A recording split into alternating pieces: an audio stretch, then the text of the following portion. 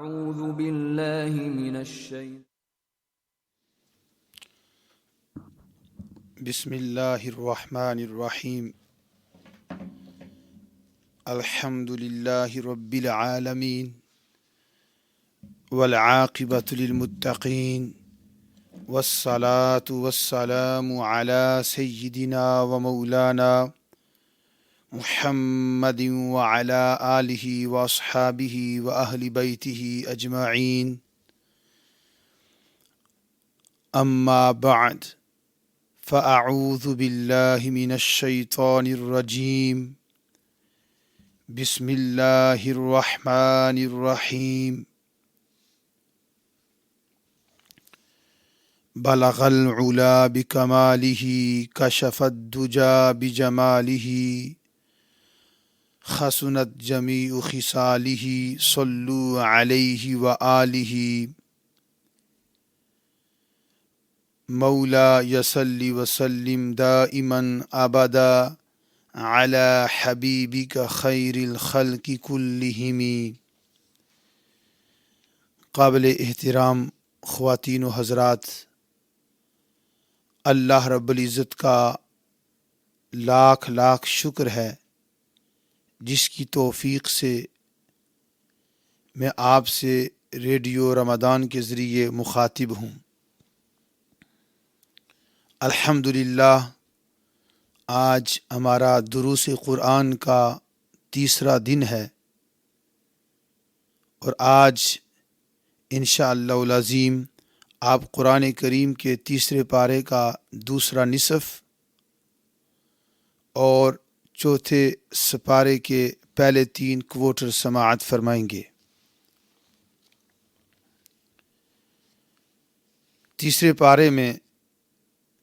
سورہ آل عمران ہے۔ سورہ آل عمران یہ حضرت عمران کے نام پر ہے کہ عمران کی اولاد، اور یہ سورہ پاک مدینہ میں نازل ہوئی۔ اس کی 200 آیتیں، 3480 کلمہ اور 14520 حروف ہیں۔ یہ مدنی صورت ہے، اور عمران 2 گزرے ہیں۔ ایک عمران حضرت موسیٰ اور حضرت ہارون علیہ السلام کے والد ماجد کا نام ہے، اور دوسرے عمران حضرت عیسیٰ علیہ السلام کے نانا جان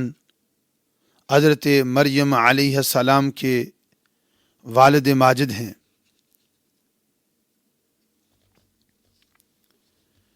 اور یہ عمران حضرت زکریا علیہ السلام کے ہم زلف تھے، یعنی ایک بہن حضرت عمران کی اہلیہ محترمہ اور زوجہ تھیں، اور دوسری بہن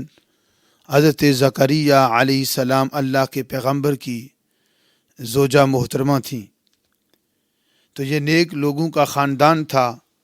ان کی نسبت سے ان کے نام پاک پر اللہ رب العزت نے قرآن کریم کی یہ سورہ مبارکہ اتاری ہے۔ اس سورہ مبارکہ میں پیغمبر زکریا علیہ السلام، یحییٰ علیہ السلام، سیدہ مریم علیہ السلام اور سیدنا عیسیٰ علیہ السلام کا ذکر خیر ہے۔ اس سورہ پاک کا شان نزول کچھ اس طرح ہے کہ نجران کا ایک وفد جس میں 60 سوار تھے اور 14 سردار اور 3 اس قوم کے بڑے اکابر اور مقتدا تھے۔ ایک عاقب تھا جو ان کا بڑا لیڈر تھا۔ تو یہ لوگ نبی اکرم صلی اللہ علیہ وسلم سے مناظرہ کرنے کے لیے آئے۔ نبی پاک صلی اللہ علیہ وسلم مسجد نبوی شریف میں نماز عصر کی ادائیگی فرما رہے تھے۔ تو جب یہ لوگ آقا علیہ الصلاۃ والسلام کے سامنے تشریف لائے تو حضور علیہ الصلاۃ والسلام نے فرمایا انہیں اسلام کی دعوت دیتے ہوئے کہ تم اسلام لے آؤ، اسلام قبول کر لو۔ تو وہ آقا علیہ الصلوۃ والسلام سے بڑے فاخرانہ اور متکبرانہ انداز میں بولے، ہم تو اسلام پہلے سے لا چکے ہیں۔ حضور صلی اللہ علیہ وسلم نے ارشاد فرمایا، یہ غلط ہے، یہ دعویٰ جھوٹا ہے، تمہارا اسلام سے دور کا بھی کوئی تعلق نہیں ہے، اس لیے کہ تمہارا دعویٰ ہے کہ اللہ کی اولاد ہے اور تم صلیب کی پوجا کرتے ہو، خنزیر کھاتے ہو۔ انہوں نے کہا، اگر خود عیسیٰ علیہ السلام خدا کے بیٹے نہ ہوں تو آپ بتائیں پھر ان کا باپ کون ہے؟ پیغمبر عیسیٰ علیہ السلام تو بن باپ کے پیدا ہوئے، تو پھر آپ حضرت عیسیٰ علیہ السلام کے والد کے بارے میں ہمیں بتائیں۔ تو وہ سب یہ بولنے لگے۔ تو آقا علیہ الصلوۃ والسلام نے ان سے سوال کیا، تم بتاؤ، کیا بیٹا باپ کے مشابہ نہیں ہوتا؟ کوئی نہ کوئی کوالٹیز اور صفات باپ والی بیٹے میں بھی پائی جاتی ہیں۔ تو انہوں نے جواب میں کہا، ہاں آپ سچ کہتے ہیں۔ تو حضور نے فرمایا، پھر میرا رب تو وہ ہے جو حی لا یموت، وہ ہمیشہ کے لیے زندہ ہے، اس پر موت وارد نہیں ہو سکتی، اور حضرت عیسیٰ علیہ السلام پر تو موت آنے والی ہے، تم بھی یہ مانتے ہو؟ ان سب نے اس کا اقرار کیا۔ پھر نبی اکرم صلی اللہ علیہ وسلم نے فرمایا، ہمارا رب بندوں کا کار ساز اور ان کا محافظ حقیقی اور روزی دینے والا ہے۔ یعنی بندوں کی حقیقت میں جتنے بھی کام واقع ہوتے ہیں، ان کے پیچھے خدا کی نصرت اور طاقت ہوتی ہے، اور اللہ ہی بندوں کی حفاظت کرنے والا ہے حقیقت میں، اور روزی دینے والا بھی اللہ ہے۔ تو حضرت عیسیٰ علیہ السلام بھی کیا ایسے ہی ہیں؟ کہنے لگے، نہیں۔ آپ نے فرمایا، حضرت عیسیٰ تو نہ روزی دینے والے ہیں، نہ حقیقت میں حفاظت کرنے والے ہیں، نہ لوگوں کے حقیقت میں کام کرنے والے ہیں، وہ تو اللہ کے بندے ہیں۔ تو اس پر وہ خاموش ہو گئے۔ پھر حضور صلی اللہ علیہ وسلم نے ان پر سوال کیا کہ تم نہیں جانتے کہ اللہ تعالیٰ پر آسمان اور زمین کی کوئی چیز پوشیدہ نہیں ہے؟ وہ زمین و آسمان کی ہر شے کو جانتا ہے۔ تو حضرت عیسیٰ علیہ السلام تو اللہ رب العزت کی تعلیم کے بغیر، اس کی عطا کے بغیر کچھ جاننے والے نہیں ہیں۔ اور پھر آقا علیہ الصلوۃ والسلام نے فرمایا کہ عیسیٰ علیہ السلام اپنی والدہ ماجدہ کے پیٹ میں حمل کی صورت میں، یعنی کہ بیبی کی صورت میں اپنی ماں کی پیٹ میں رہے ہیں، اور بچوں کی طرح پیدا ہوئے، ان کو غذا دی جاتی رہی اللہ کی طرف سے، وہ پیتے تھے، اور انسانی صفات ان میں پائی جاتی تھی، اور اللہ رب العزت تو ان صفات سے پاک ہے۔ نہ وہ پیدا ہوا، نہ وہ بچوں کی طرح کھاتا ہے، نہ وہ پیتا ہے، یہ اس کی صفات نہیں ہے، یہ صفات تو بندوں کی ہے۔ حضور علیہ الصلوۃ والسلام کی یہ بات سن کر وہ جتنے بھی آقا علیہ الصلوۃ والسلام کے ساتھ مناظرہ کرنے کے لیے اور مقابلہ کرنے کے لیے آئے تھے، وہ سارے کے سارے خاموش ہو گئے، اور ان کے پاس حضور نبی اکرم صلی اللہ علیہ وسلم کے ان سوالات میں سے کسی کا کوئی جواب نہ تھا۔ پھر اللہ رب العزت قرآن کریم کی سورہ آل عمران کی آیہ مبارکہ نمبر 26 میں ارشاد فرماتا ہے کہ قل اللہم مالک الملک تؤتی الملک من تشاء وتنزع الملک ممن تشاء وتعز من تشاء وتذل من تشاء بیدک الخیر انک علی کل شیء قدیر۔ اس آیہ مبارکہ کا شان نزول کچھ اس طرح ہے کہ جب آقا علیہ الصلوۃ والسلام نے مدینہ پاک میں ارشاد فرمایا کہ روم اور فارس کی حکومت یہ ایک دن مسلمانوں کے ہاتھوں میں آئے گی، یعنی اس وقت فارس یہ سپر پاور تھی، اپنے آپ کو سپریم سمجھتے تھے، اور رومن امپائر۔ تو آقا علیہ الصلوۃ والسلام نے ارشاد فرمایا یہ دونوں مسلمانوں کے قبضہ قدرت میں آ جائیں گی، اللہ کی عطا سے مسلمانوں کے ماتحت ہو جائیں گے، تو اہل مکہ نے مذاق اڑایا کہ ان کے پاس تو اپنے رہنے کے لیے کچھ بھی نہیں ہے، اور مدینہ والوں نے بھی ایسا ہی کہا، تو یہ کیسے اتنے بڑے بڑے ملکوں کو فتح کریں گے؟ تو اللہ رب العزت نے ارشاد فرمایا، میرے محبوب فرما دیجئے، اللہم مالک الملک تؤتی الملک من تشاء، اللہ ہی ملکوں کا بادشاہ ہے، جتنے بھی ملک ہیں ان کا مالک حقیقی اللہ ہے، وہ جسے چاہتا ہے بادشاہت عطا کرتا ہے، اور جس سے وہ چاہتا ہے اس سے بادشاہت چھین لیتا ہے۔ مطلب یہ کہ ہے اللہ تو ہی ملکوں کا بادشاہ ہے، تو جسے چاہتا ہے بادشاہت عطا کرتا ہے، جسے چاہتا ہے بادشاہت چھین لیتا ہے، اور تو جسے چاہتا ہے عزت عطا کرتا ہے، اور تو جسے چاہتا ہے اسے ذلیل کر دیتا ہے۔ ساری بھلائی، خیر، طاقت، پاور اور قدرت مولا تیرے ہی ہاتھ میں ہے، بے شک تو جو بھی چاہے اس کے کرنے پر کما حقہ قادر ہے، اور یہ شان بھی صرف خدا کی ہے، خدا کے سوا کسی اور کی یہ شان نہیں ہے کہ جو چاہے ہو جائے، یہ اللہ کی شان ہے، جیسے چاہے ہو جائے اللہ کی شان ہے، جسے چاہے ذلتوں سے نکال کر تخت شاہی پر بٹھا کر دنیا کا حاکم وقت بنا دے، اور جسے چاہے ایک لمحے میں بادشاہت سے اتار کر ذلتوں اور رسوائیوں میں ڈال دے، یہ اللہ کی شان ہے۔ اور پھر اگلی آیہ مبارکہ میں ارشاد فرمایا کہ تولج اللیل فی النہار و تولج النہار فی اللیل، کہ تو ہی ہے اللہ جو رات کو دن میں داخل کرتا ہے اور دن کو رات میں داخل کرتا ہے، جیسے بعض جگہوں پر رات کو گھٹا کر دن بنا دیتا ہے اور پھر دنوں کو گھٹا کر رات بنا دیتا ہے، اور یہ پوری کائنات میں یہ نظام چلتا ہے، کبھی دن اور رات برابر ہوتے ہیں، کبھی رات کم دن لمبا ہو جاتا ہے، اور کبھی رات لمبی اور دن چھوٹا ہو جاتا ہے۔ اللہ کبھی دن کو چھوٹا کرتا ہے، کبھی رات کو چھوٹا کرتا ہے، کبھی رات کو لمبا کرتا ہے، کبھی دن کو لمبا کرتا ہے، کبھی دونوں کو برابر کرتا ہے۔ یہ اللہ کی شان قدرت ہے، یہ اس کی عظمت ہے، یہ اس کی خاص نشانی ہے کہ خدا کے سوا اور کوئی نہیں کر سکتا، اور عقل والوں کے لیے اس میں بہت بڑا سبق ہے کہ اگر بندہ غور و فکر کرے گا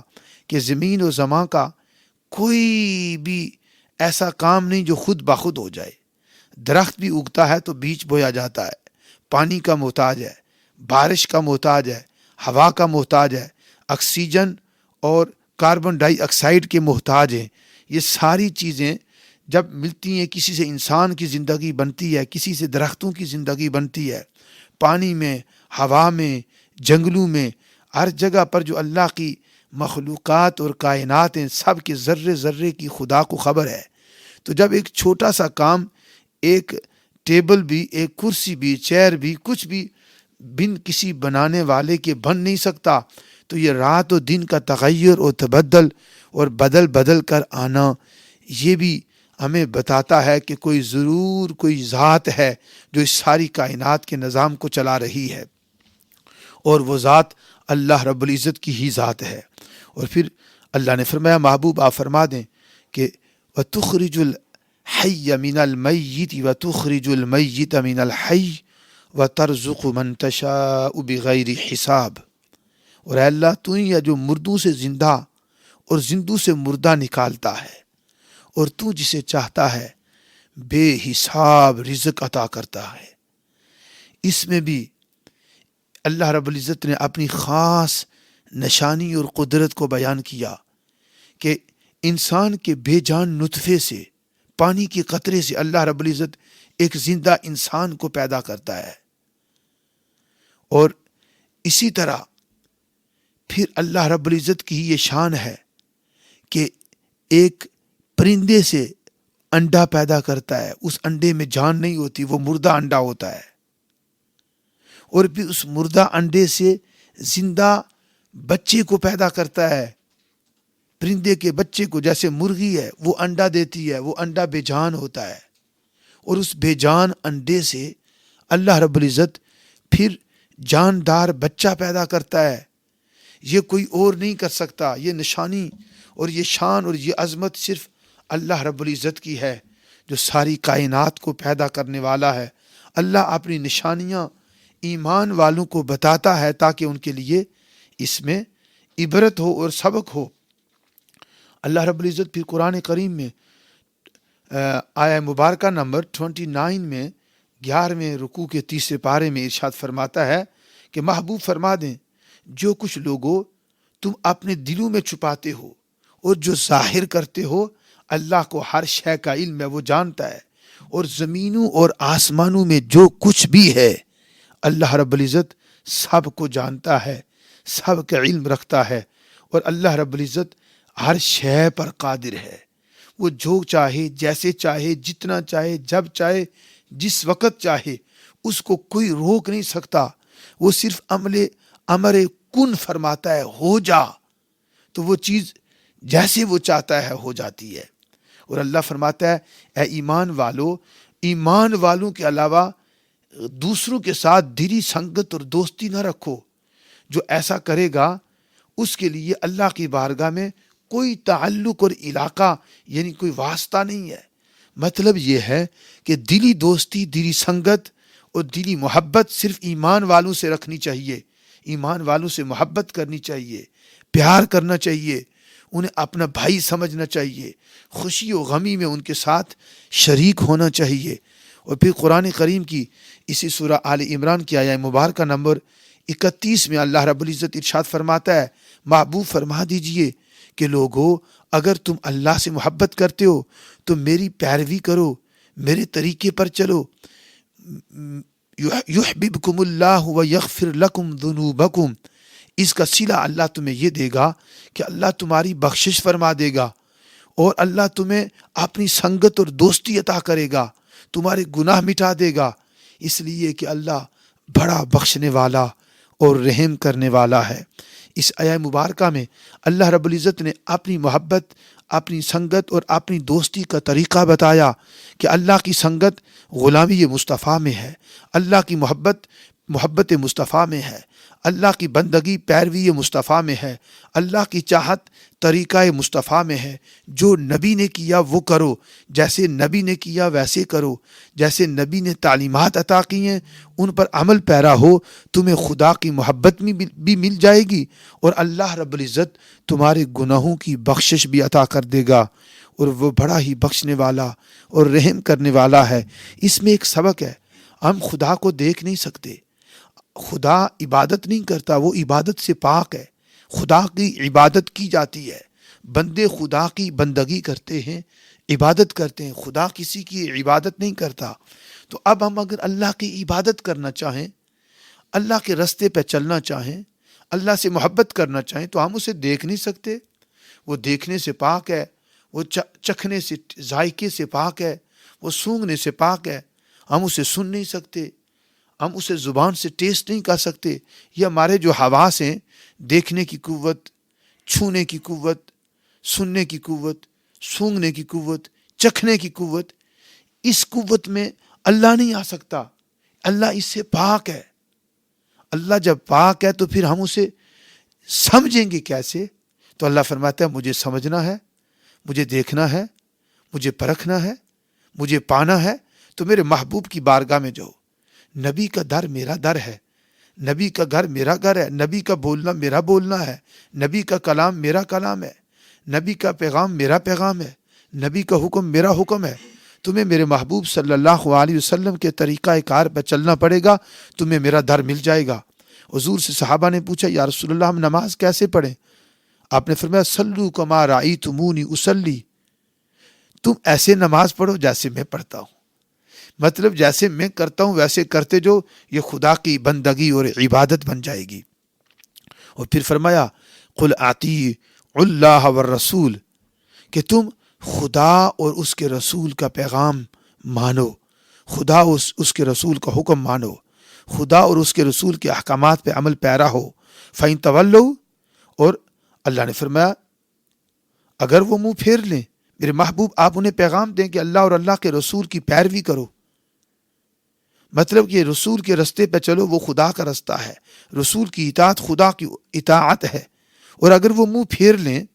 وہ بات نہ مانے، تو فَإِنَّ اللَّهَ لَا يُحِبُّ الْكَافِرِينَ، اللہ انکار کرنے والے اور ظالم اور کافر لوگوں کو پسند نہیں کرتا، انہیں اپنی دوستی اور اپنی سنگت عطا نہیں کرتا۔ پھر اللہ نے فرمایا بے شک اللہ کے چنے ہوئے بندے، ان اللہ اصطفیٰ آدم و نوحا و آل ابراہیم و آل عمران علی العالمین، بے شک اللہ رب العزت نے جناب آدم کو، جناب نوح کو، اور جناب ابراہیم اور ان کی آل کو، جناب عمران اور ان کی اولاد کو ساری کائنات پر، سارے جہانوں پر چن لیا ہے، انہیں خاص مقام عطا کیا ہے، یہ اللہ کے چنے ہوئے بندے ہیں۔ اور ذریتم بعدها من بعد، یہ ان میں سے وہ ایک دوسرے کی نسل اور اولادیں ہیں، اور اللہ رب العزت سب کو سنتا اور جانتا ہے۔